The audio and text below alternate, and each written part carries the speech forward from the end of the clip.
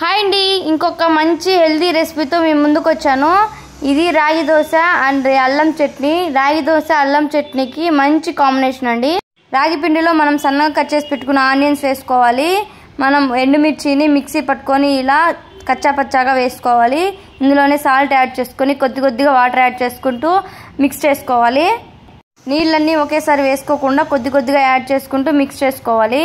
చూసారుగా, ఈ బ్యాటర్లో మిక్స్ చేసుకోవాలి. ఇలా బ్యాటర్ రెడీ అయిపోయిన తర్వాత కొద్దిసేపు మూత పెట్టి పక్కన ఉంచుకోవాలి. తర్వాత అవసరం అనిపించే కొద్దిగా వాటర్ యాడ్ చేసుకొని ఈ విధంగా బ్యాటర్ రెడీ చేసుకొని దోశ వేసుకోవాలి. దోశ కొంచెం పలుచుగానే ఉండాలి.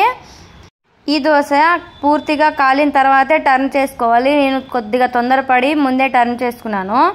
రెండోసారి టర్న్ చేసుకున్న తర్వాత ఆనియన్స్ గోల్డెన్ బ్రౌన్ కలర్ వచ్చేంత వరకు ఉంచుకొని సర్వ్ చేసుకోవడమే. అయిపోయిందండి రాగి దోశ.